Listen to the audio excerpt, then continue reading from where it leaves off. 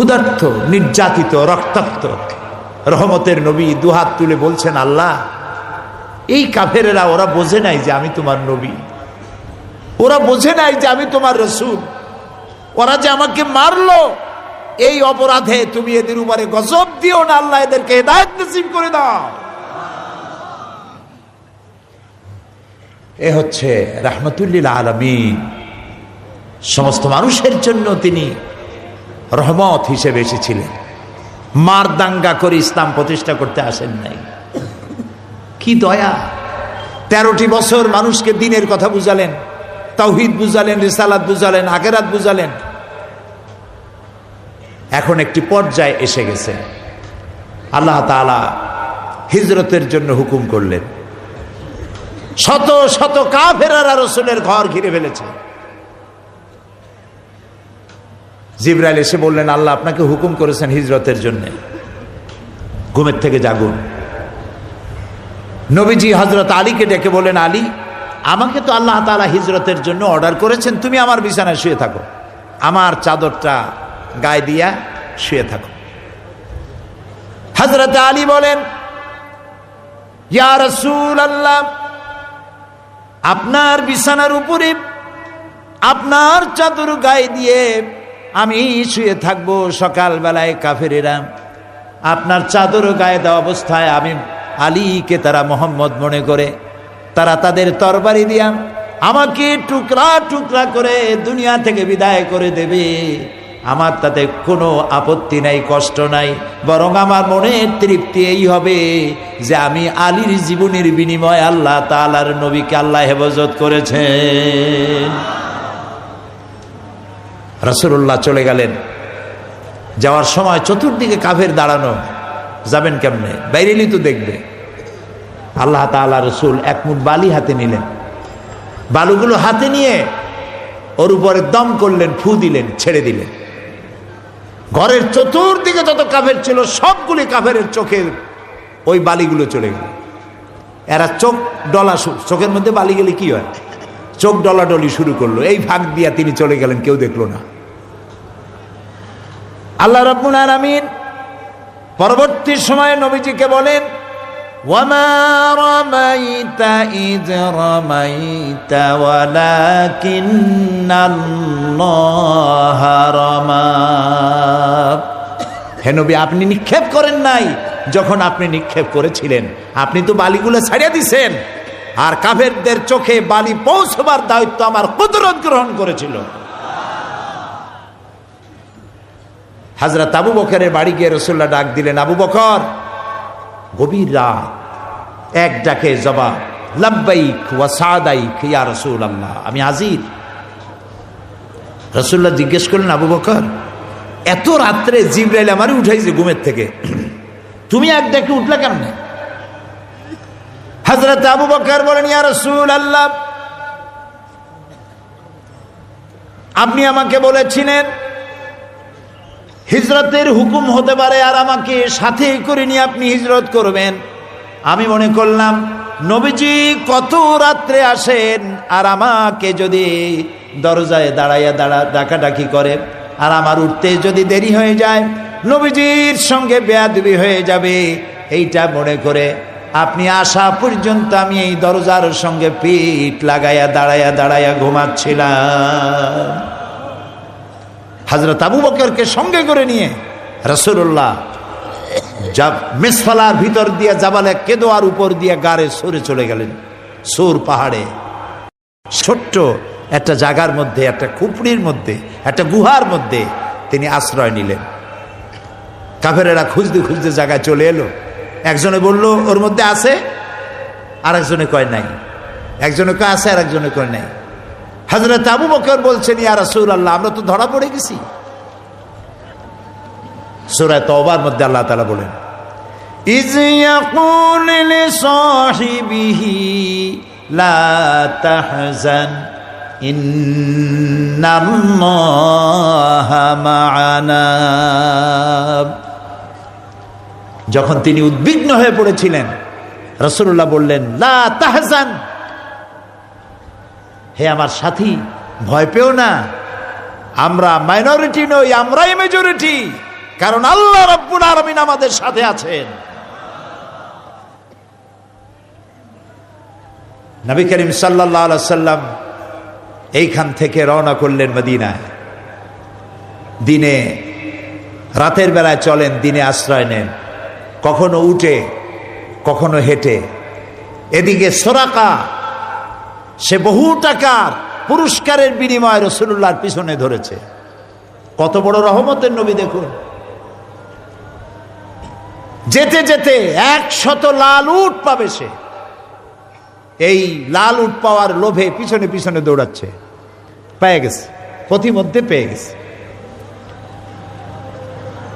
রাসূলুল্লাহকে ধরবে। সুরাকা লক্ষ্য করলো তার ঘোড়ার পা মাটির নিচে দেবে যাচ্ছে। রাসূলুল্লাহ পিছনের দিকে তাকালেন। সুরাকা বলল, মুহাম্মদ বলেন সাল্লাল্লাহু আলাইহি ওয়াসাল্লাম, আমি মাপ চাই, আমারে মাফ করে দেন। রাসূলুল্লাহ বললেন, মাফ করে দিলাম, ফিরে যা। সুরাকা ওর ঘোড়ার পা উঠে আসলো মাটির উপরে। চিন্তা করলো 100 লাল উট, অনেক দাম, এগুলি পাওয়া যায় না, দুষ্প্রাপ্য, পাইলে পরে বহুত দাম, এটারে ছাড়ি কেমনে। আবার পিছনে লেগেছে। আবার যখন কাছাকাছি গেছে, ঘোড়ার পা 4টা একসাথে ডাবা শুরু হয়ে গেছে, মাটির নিচে দেবে যাচ্ছে। এ কুদরত কার?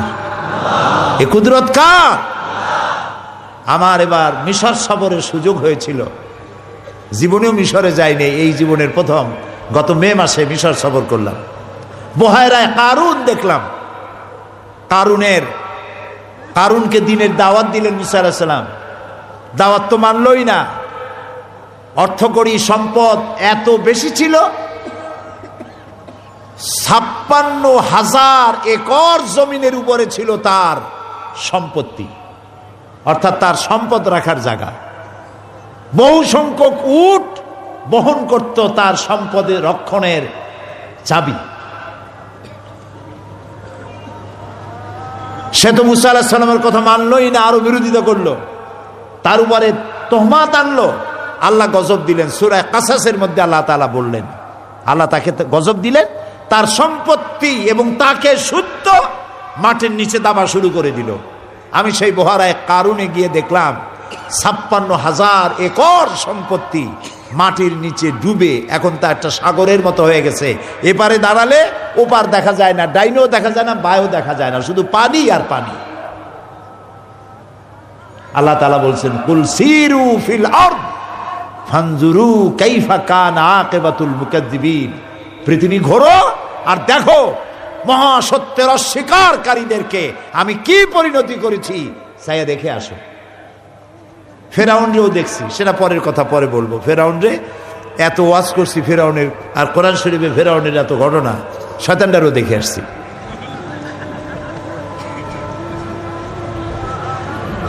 সুরাকার পা ডেবে যাচ্ছে মাটির ভেতরে। এবার বলছে, হুজুর আমি মাপ চাই, আমারে মাফ করে দেন। রাসূলুল্লাহ বললেন, মাফ করে দিলাম, ফিরে যা। দেখছেন রহমত কারে বলে। তিনি কিন্তু তখনও কিন্তু বলতে পারেন, তুই ডাবিয়ে যা, শেষ হয়ে যা, আমরা ওলি তো করতাম, তুই মর। আবার সে উঠল, কিন্তু ফেরার পথে ফিরে যাচ্ছে, আবার চিন্তা করলো, হায় হায় 100 লালু কেমনে বিড়ি। আবারও গেছে। এইবার যাইয়া ধর্ম করতেছে। এবার ফেরা ওর সুরাকার উটের সমস্ত পা, ঘোড়ার পা, নিজের পা, ওর কোমর পর্যন্ত ডাবে যাচ্ছে মাটির মধ্যে। এবার চিন্তা করলো, নির্ঘাত আমি মরে যাব। বলছে, আমি খুব ভুল করছি, আমারে মাফ করে দেন। রাসূলুল্লাহ এবার পেছনের দিকে ফিরে বললেন, সুরাকা এখনো তোর বিশ্বাস হয় না যে আমি আল্লাহর নবী? সুবহানাল্লাহ। সুরাকা বলছে, বিশ্বাস হয়। দিলাম মাফ করে, যা। উঠে আসলো উপরে। কত বড় খারাপ মানুষ চিন্তা করেন। এখন যখন তার পাওটাও সব উঠে গেল মাটির উপরে, সে এখন কয় কি, মুহাম্মদ সাল্লাল্লাহু আলাইহি ওয়াসাল্লাম, আচ্ছা আমি যে আপনারে দললাম না, এই যে ছাড়িয়ে দিয়ে এখন আমি বাড়ি যাই, আপনি আমারে দেবেন না কিছু? মানুষ কত খারাপ। এবার রসুলের চরিত্র দেখেন, রসুলের আখলাক দেখেন। রাসূলুল্লাহ বললেন দেব, কি দেবেন? রাসূলুল্লাহ বলেন, আমি তোমারে পারস্য সম্রাটের মুকুট, তার হাতের কঙ্গন আমি তোমাকে পরায় দেব। সুরাকা মনে মনে ভাবলো যে এটা কত হইল, কোথায় পারস্য, কোথায় সৌদি আরব?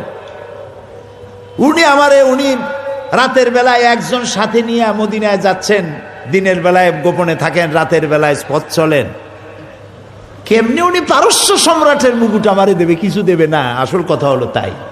সে আর কথাটা তো কইল না, চলে গেল।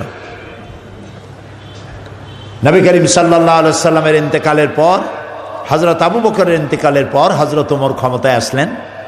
হযরত ওমর ক্ষমতায় এসে তার সময় পারস্য বিজয় হলো, গনিমতের মাল এসে হযরত ওমরের সামনে স্তূপ হয়ে গিয়েছে। হযরত ওমর লক্ষ্য করলেন স্তূপের মধ্যে কি যেন চকমক করছে, ওটাকে উঠে আনতে বললেন। দেখা গেল পারস্য সম্রাটের মাথার মুকুট, হীরা মণিমুক্তা খচিত মাথার মুকুট। হযরত ওমর বললেন, কেউ যাও তো, সোরাকাকে ডেকে নিয়ে আসো।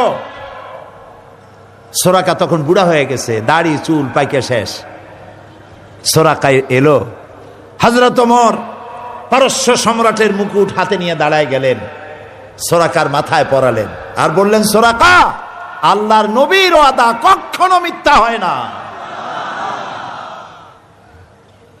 রাসূলুল্লাহ মদিনায় চলে গেলেন। মদিনায় গিয়ে এই যে কোরআন, এটার নাম কি? এই কোরআনের আইন তিনি চালু করলেন। চুরি বন্ধ হলো, ডাকাতি বন্ধ হলো, জেনাবে বিচার বন্ধ হলো, কিছু যুদ্ধ বিগ্রহ করা লাগলো। আপনারা বলেন, আমাকে সাক্ষী দেন, রাসূলুল্লাহ ইচ্ছে করে নিজের থেকে একটি যুদ্ধ করেছেন? কাউকে গোপন আক্রমণ করেছেন?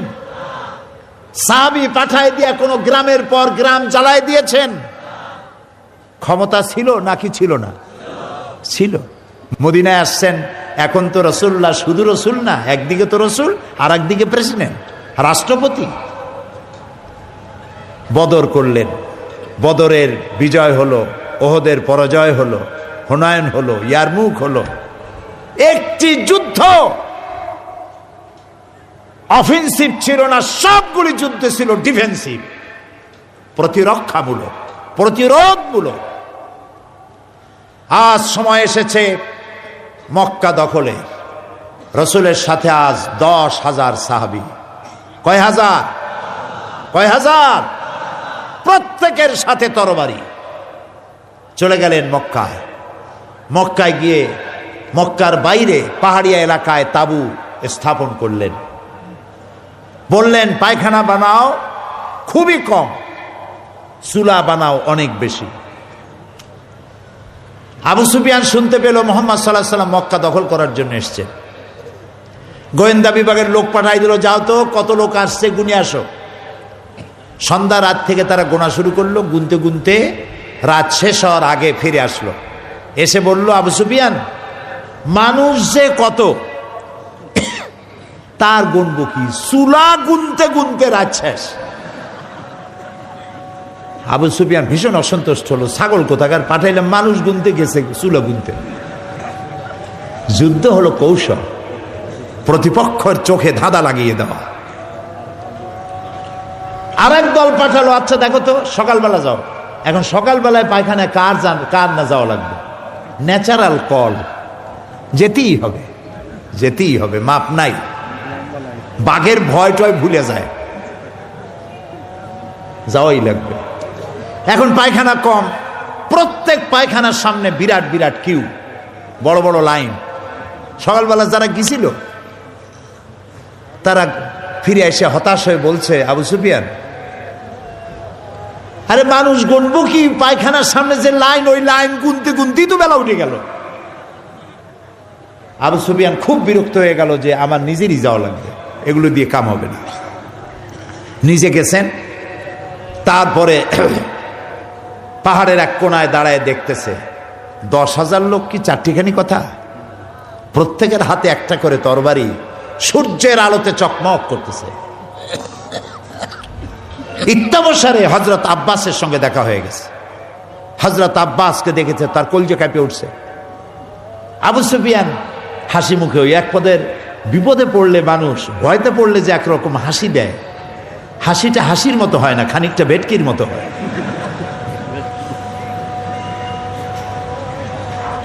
কষ্টে হাসি, একটু হাসি দিতে গিয়ে বলছে, আব্বাস তোমার ভ্রাতুষ্পুত্র, তোমার ভাইয়ের ছেলে তো বড় বাচ্চা হয়ে গেছে, এত লোক নিয়ে আসছে। হযরত আব্বাস বলেন, আবু সুফিয়ান তোমার চক্ষু তোমাকে প্রতারণা করতেছে, তোমার চোখ তোমার সাথে ধোঁকাবাজি করতেছে।